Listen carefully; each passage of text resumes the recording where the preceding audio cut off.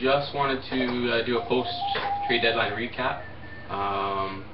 However, first off, I want to address something happened yesterday with the waivers on Martinez and Daly. San Jose did that, obviously, with Joe, and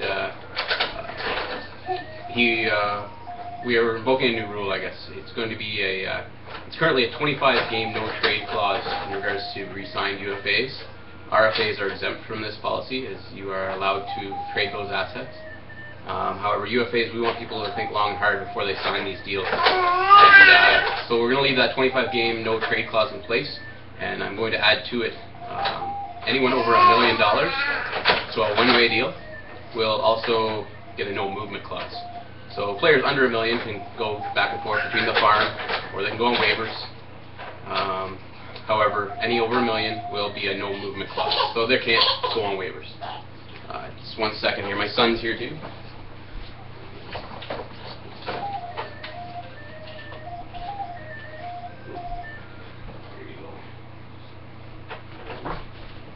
Alright, so, sorry about that. What we're going to do is talk to a couple of guys, maybe one, we'll see if I can get another. Talk about the deadline and the upcoming playoff race. There's a lot going on, both East and West, jockeying for even the lottery. So, that said, I'm going to make our first call. We're going to talk to the Anaheim GM, Dustin Mui. He is a good friend of mine. Him and I worked together at West. Both of us were just recently left the positions out there. With the oil price dropping, basically the company's got rid of most of the staff. So I'm enjoying some time home, which I needed, seeing as I was that much time away. So I've been home about a month now, and probably going to start work here in about a week or two. So making up for some lost time. Dustin was in the same boat. Him and I actually met 6 years ago. We were actually didn't realize this. We were in the MRFHL, Maurice Richard Fantasy Hockey League. It's one I'm still in. Andrew, you've been in it a couple of times, and so is Wolf. Sorry, Wolf, I know you wanted me to do this with my shirt off, but that's not going to happen. And Ron was in that league. A few guys from our league has been in the MRFHL at times, and Dustin and I didn't realize it. Started working together at West, got talking about sim hockey. He wanted to get involved in the VHL, and then the MRFHL came up and realized we'd been in a league together before. And I looked back, and sure enough, I had emails for trades actually from him. So kind of interesting, and now we're really good friends, and I'm actually going to be in his wedding, so I'll give him a quick shout here. Hopefully this works out okay.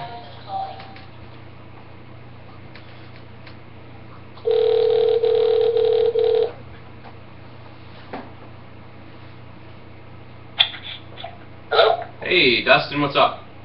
Hey, not much, you? No, not too much. So, you're pretty new to the VHL. Yep. What are you thinking about the league so far? I like this league. It's really good. Everybody, all the GMs are awesome. Easy to talk to, and, it's a solid league. That's good. Yeah, we're pretty active. One thing I should mention to everybody, there was 29 GMs on in 24 hours right before our trade deadline. The only one that wasn't was Winnipeg, and he's basically waiting on the draft. So I have talked to him. He's still part of the league, so those that were wondering. Okay. So what? You spent the entire day on the board, you said? Oh yeah, I was there all day. Yeah, swinging some deals. Yeah, I made some deals.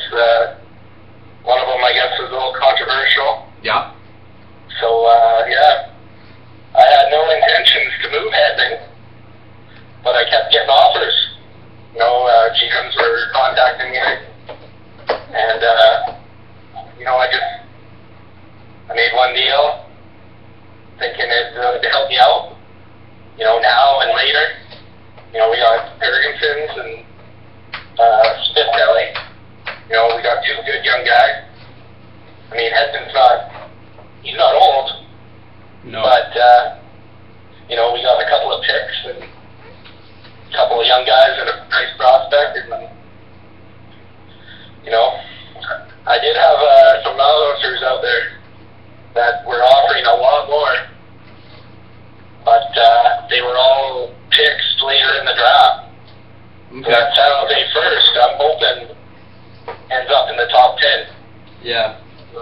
So that's why you did the deal with them then. Yeah, that was a big factor. You know, like the other deals, I offered a lot more. Like the one deal, I would have got 2 picks, 2 prospects, 2 farm players. I would have got like 7 guys or seven pieces for one guy. Yep.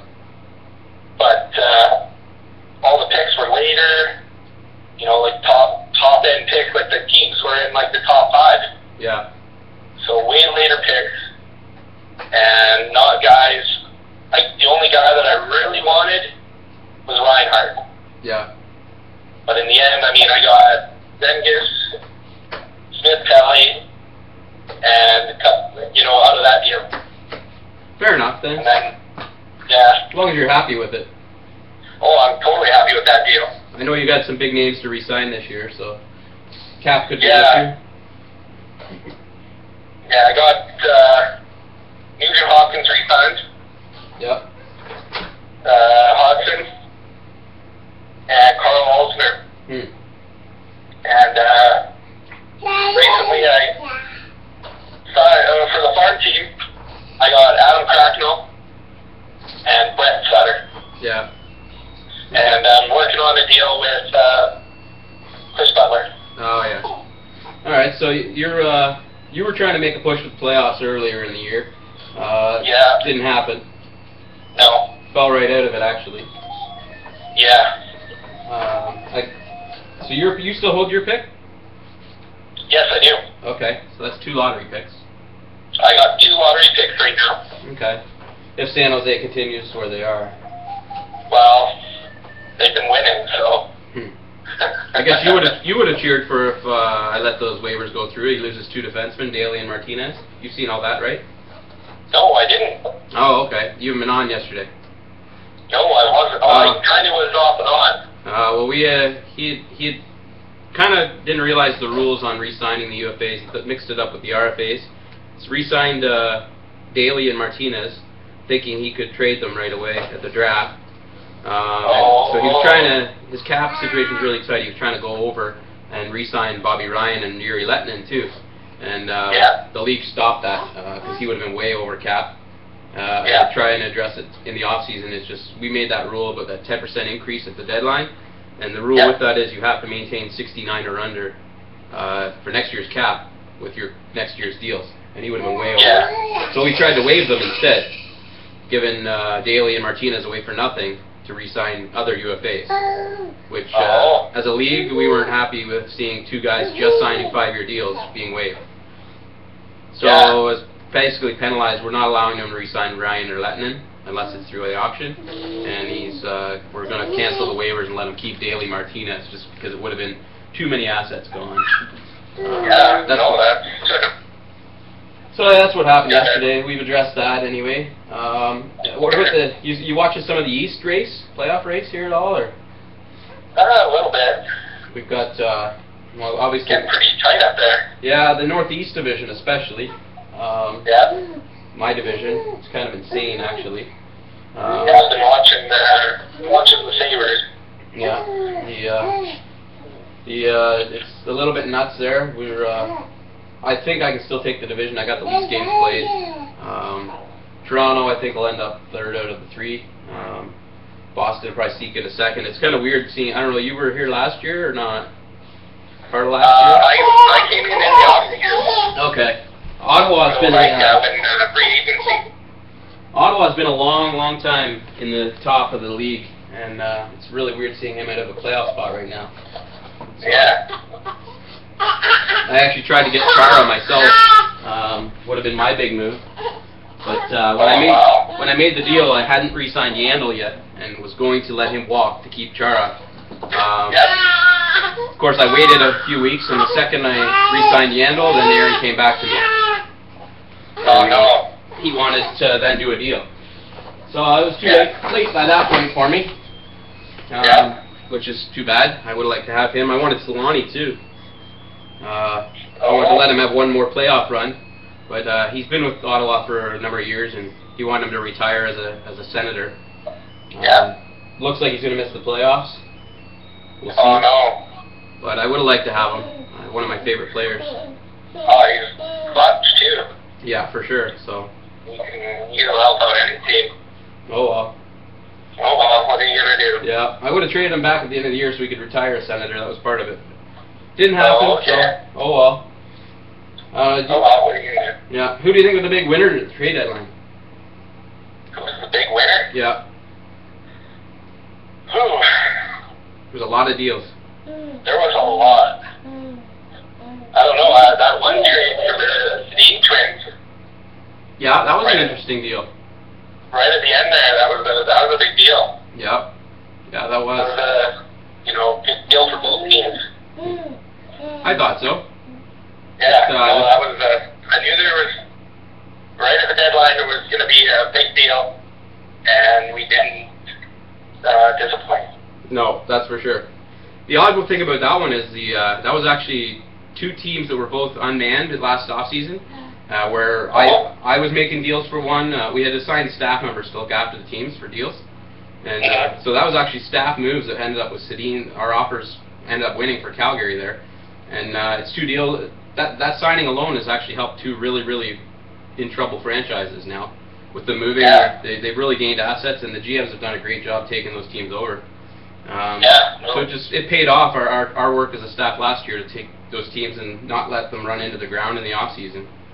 Paid off. So. Oh, for sure. Yeah. I know it's hard to take over a team that has nothing. Yeah. Tony in Tampa Bay is another one.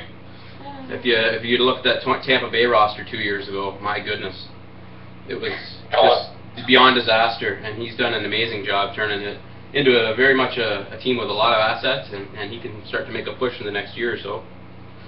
Yeah. Yeah. So it's good to see. Go ahead. It's good to see the activity these guys are putting in, and that's what it takes to turn these teams around. Sitting by isn't going to do it. You got to make moves. No, for sure. As controversial as Joe is, in San Jose, he makes a lot of deals, and if you look up at his lineup right now, if he'd have done it a few weeks back, he might have made a run. Yeah, no, he was a big guy there on the deadline. Oh yeah. I made a couple deals with him. Yeah. We also had talk.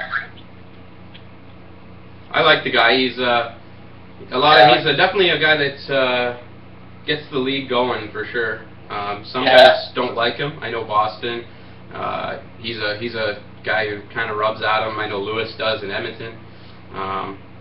Which is fine. It's all a fair game, and Joe takes it well, and nobody's that disrespectful that I have an issue with it. That's part of the game. No, I haven't. No, it's trash talk, so that's fine, As long as it doesn't get personal, I don't care. It's good for the league. I know some really smart GMs there. Like some guys here. I know. I just want to talk quickly on negotiations. I know guys have probably noticed there's a lot better responses coming back. Not just counter offers, but a lot of times we're doing explanations. I don't know if you've seen any. Oh yeah. Yeah. So that stems from a lot more staff contact, a lot more staff talk, even in previous years. And the biggest thing is Andre in Washington is a numbers guru. I don't know where he gets his numbers from, but all those things that come back is basically his response. He takes everybody's thoughts, puts it together in a response, and gets it back to you guys.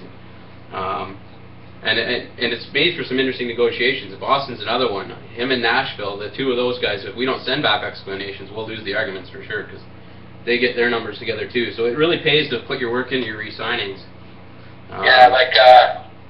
I just got an email back yesterday about Butler. Yeah. And, I offered him a deal, I think, for 2 or 3 years. And right now in the DHL, he's making, 1.7, I believe. Yep. And I offered him, $9.75. Yeah. Based on his NHL salary, which is $6.50. Yeah. He's been buried in the minors. Oh, yeah. Been jumping around. So his numbers aren't going to be all that great. Yeah. If anything, his numbers are going to drop in the league. Yep. For sure. So, I wanted to get under the 1 million. Yep. So that I could, if I need to, in the off season, re-sign somebody. Yep. Same thing and put them down in the farm. Yep. And bring them up when I need it. So I got an email back saying because that they believe he's been part of the numbers game, getting traded, and whatever, and that he has proven himself to be an NHL defenseman. Yep. He doesn't want a two-way deal. Right. But they came back with a counter where I could have him for 1 year at my offer. Right. Or 1 year or 2 years. 2 years for $1 million. Yeah. Which But yeah. you get a bit of a drop in his salary. Yep. So. Yeah, that's we're trying. Like I said, we're not trying to just send back one-liners if we can. We're trying to give reasons. Maybe not on the smaller guys, like minor signings, but many of the major ones for sure. And even like you said, he's a bottom end defenseman. But even with him, you got more than just a one line, so that's good. Yeah. Yeah. Well, that's good. You. I try and give reasons. Yep. It definitely pays and off. And especially if I'm trying to, like in the DHL, he's got a higher salary. You got to give a reason why you want to give him a lower salary. Oh yeah, for sure. You got to give numbers. You got to give statistics. And, you got to give a valid reason as to, using the minors, I just want to pay him less. Yeah. Well, there's some guys that have the time to do negotiation. Others don't. Like Joel, he doesn't care about negotiations. The New Jersey GM, he just wants to get guys signed. He's still learning how this free agency thing works. What I'm hoping to do is I'm going to do in the next video. It'll be I'm going to do a little behind the scenes where I'm going to actually show a peek at the staff board to the guys in the league. Just more or less just a breakdown of how it looks. Our board on the staff is probably as big or bigger than the actual main VHL board.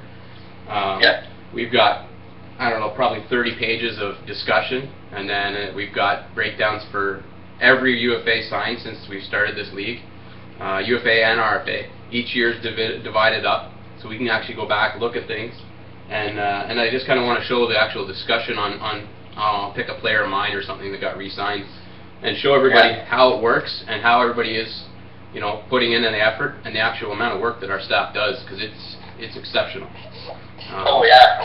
It might help a guy like Joel see where our numbers come from and things like that too. Yeah, I mean what you guys do day in and day out is just amazing. Yeah, it's. I mean, you and I working up north. Yep. Everything just busy. Oh yeah. You're still doing stuff. Yeah. Well, I had to pass off the simming to Wolf. Well, yeah, you had to pass off some stuff, but I mean, you still were very much involved and getting contacted all the time. And yeah, it's something I couldn't do by myself. Like, there's 7 of us right now on that staff board, and we need all 7 because not everybody can be on all the time, and the amount of guys it takes 3 guys saying yes to a deal for it to happen, so it's not even a majority. 3 out of 7 we think's fair enough. Just a sec here. But it is a lot of work.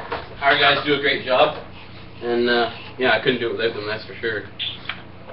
What about you got any improvements for the league? Anything you've noticed or seen from other leagues, or? Not that I can think of right now. No. I guess the one thing I kind of been thinking about a little bit, trying to kind of, verbalize it or where I can put it into words. The new rules for the UFAs, like the new format. The auction? The auction. Yep.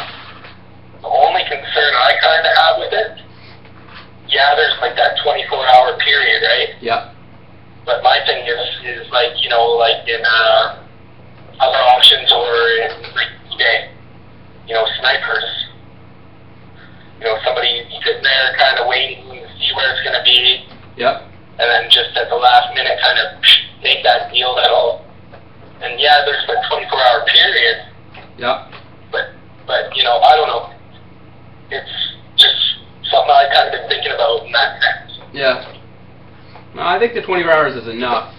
We'll see. If we find that we have an issue, we're not scared to change anything, that's for sure. For sure. It'll be trial this year, and it's definitely worth a shot. we think we covered all our bases. I think we went through about a 9-page thread on that in the staff board. Plus, we did actually took 10 players and went through a trial auction with them to try and see if we could find the bugs. So that took a lot of work. I think we've covered everything. But we'll see. Like I said, we didn't expect something to happen with the waivers like it did yesterday either. So. That's crazy. I'm gonna have to go on and read about that. It got a little heated, and not everybody agrees with my decision to let them keep those 2 players, but my reasons were there. So, and we put in the rule. About Lindback. Oh yeah. And about how he was gonna either put him on waivers or he was gonna talk to somebody about it, right? Yeah. And then he'd get back to me. Yeah. And then the next day I go on. He's put him on waivers and he's clean. Yeah. And I was like, oh, son of a bitch. Yeah. Because I was trying to address that in the trade deadline with my goaltending. Yeah, and he's a saver. Well, he's doing all right. Yeah. But, I was looking at this year, since I took over Anaheim, the goaltending has been back up and the starter, the starter's making $1 million less than the backup. Yeah. So we're not taking Nicholas Backstrom anymore. No. That's why I went out and got Red O'Bara. He signed at $1 million for 2 years. Yeah. And then I made that trade with you for Hutchinson. Yeah, he'll be solid for you. Good contract. Oh yeah, no, he'll be awesome. But I need one more guy. It's Chris Mason. Yep. I'm not going after him either. So I need another kind of goalie in the farm. So I was just trying to get a couple of goals there. But whatever. That's the way it goes. Yeah, it does. That's for sure. Nothing to get mad about. Yeah, it happens. Oh, yeah, it happens. A lot of guys, I think we're a little salty about not getting Hedman. But that's the way she goes. Yeah, that's how it goes sometimes. Yeah, that's how it goes. Sometimes you think you got the best offer out there, and somebody else comes along with an offer that they might like a little better. So. Yeah, that's how it goes. So. Oh well. Well, anyway, I'm gonna. I guess I'll wrap this up for a bit. Okay. I gotta feed my son anyway, so. Yeah, for sure. You can hear him there, eh? Oh yeah. Yeah. Okay. Well, thanks for your time today. Yeah, no worries. If you need any more, just give me a shout. Will do, man. Glad to have you part of the league. Yeah, man, I'm happy to be here. All right. We'll talk to you later then. All right, buddy. Talk to you. Yeah, have a good one. Bye. Bye. Dustin's actually out in BC. He lives down south there anyways. So it's a bit earlier there. I thank him for coming and taking the call. Just trying to see if I can line up another. Well, everybody's working right now. Of course, when I'm being a bum for a month, it makes it easy to do this. I was hoping to have Wolf on, but looks like he's too busy with work, and I don't seem to be able to see any others. The only other ones I could do is a cold call, but we won't bother for this one. We'll wrap this up. I went a little longer with Dustin than I was planning for you guys, but let's get some insight from a guy who's pretty new to the league, but he's not new to sim hockey, so it's good to see a little different perspective. Him and I don't talk about the sim that much, actually. He did ask me about the Hedman deal, and I strongly recommended he didn't do them. Didn't move him, but he went his own way, which is fine. It's his team, right? Aside from that, I don't know what else I could discuss right now other than our playoff races are really, really shaping up there. That Northeast Division's crazy. Again, I'm surprised, Aaron, in Ottawa. I don't know, I think you're going to miss. Andrew's team just seems to be winning a little bit better, just hanging in there. Even Montreal, he's been another team that's been usually around, but I think Rick missed a bunch of time. He's been away a bit, and that's probably going to cost him. That's where staying involved in the league helps. And you guys talk about parity. Parity can happen, if teams are involved, like a team like I said, Tampa Bay or Florida. Those teams are pretty involved with trading. They're making moves, looking for prospects. But so is a guy like Brad in Pittsburgh. He's been a strong team for a number of years now. He's right there again. Had a little less of a good year this year, but he's constantly working his prospects, adding players. I lax on it because I'm not a big prospects guy. I usually add a few when my list dwindles down after I trade them all. When I run out of picks to trade, I trade prospects. So then I add a few more, but parity can't really happen because those top-end teams. Another guy like Randy, a non-stop competitor, he's always improving his team. It's finding those guys that'll make the difference. You may not hit on many, but if you can trade them when they're at their most value, like adding a guy who's really hyped up in college talks and he's going to be signed, he gets signed, and he doesn't work out, but if you add him and then trade him while he is being hyped, you can really help your team out. So that's where being every day involved in the league, or a couple times a week, at least you're maintaining your team and can improve quicker. Winnipeg, he's decided he's going to wait on the draft, and he didn't make any deals. He had some guys he could have moved at the deadline, and he didn't do it. So, he lost himself some assets there. So, he's going to be slower. So that's where parity, as much as we put the rules in place and try and improve it, as long as guys like Aaron and Brad and are trying to constantly add players and prospects and work in the system, then they're going to maintain top teams. So that's kind of where we can't make things exactly like the same as the NHL, because you got 30 GMs in the NHL. They're all doing their job daily, and parity there is a little bit easier to accomplish. They're trying to win, aside from maybe Buffalo this year, but that's a rare thing there. So they're always still improving their team, whether it's youth or picks. They're still doing something. Where here, teams just let their team slide. A guy like Rick this year, he missed some time, so his team's going to falter. Ryan and the Islanders, usually his team's right there too, and I think he's taken more of a rebuilding approach finally. The other ones, Arizona has been surprising this year, and Tanty there hasn't done a lot, but he did do some at the deadline. He's making a push. He was in a position for a little bit there. St. Louis always seems to stick around. He's the one guy I never have understood why the Sim likes that team so much, because he doesn't build his team with the superstars. He gets the top end and he gets the bottom end, and he works it that way. He doesn't seem to do a lot of moves. He does enough to get by. He still sends in lines when he needs to. Him and Monty there in Vancouver, he has to do them through him, but he gets them in. So they're not super active guys, but their teams do well and they stay focused, right? The interesting one will be who comes out on top in that West. That's going to make the difference. I think if Minnesota gets it, they're going to be the favorites for sure of that West. They got a really good team. Corey's always on top of his team, always improving his team. He's another one that's been non-stop active, looking at players. His discussions for the league, his ideas for improvement, and his negotiations are always spot on. Chicago with Adam, another one. That West is also interesting, even though everybody's packed a little bit lower. Like the top 4 teams are all coming from the East. Maybe that's because we've got some bottom dwellers, but the West is no slouch. Minnesota's definitely a scary team. Edmonton, always good. The other side, you get Detroit and Carolina have just been free points a lot of the time. So that's where the East have picked up some. I think that's where it comes from. But it's going to be an interesting race, an interesting playoff. I'd like to see. I think I can get there again. I really went nuts for it this year.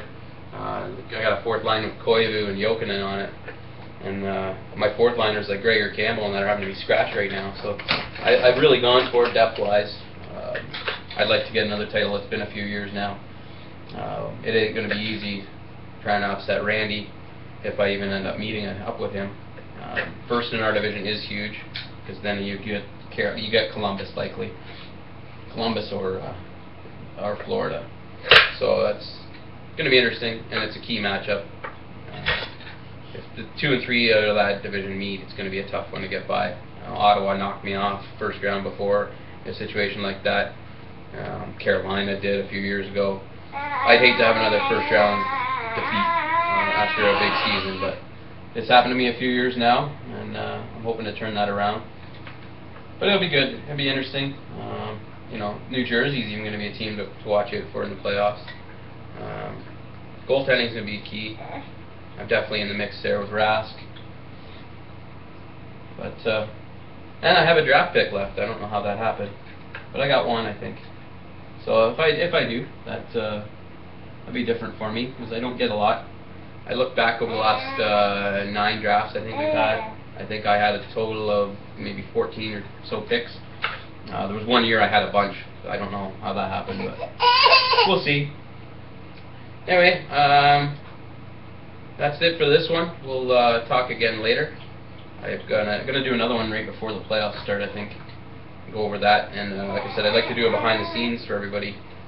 Probably once the UFA signings are done. I don't want to influence anything that way, but to give an insight into what goes into it. So.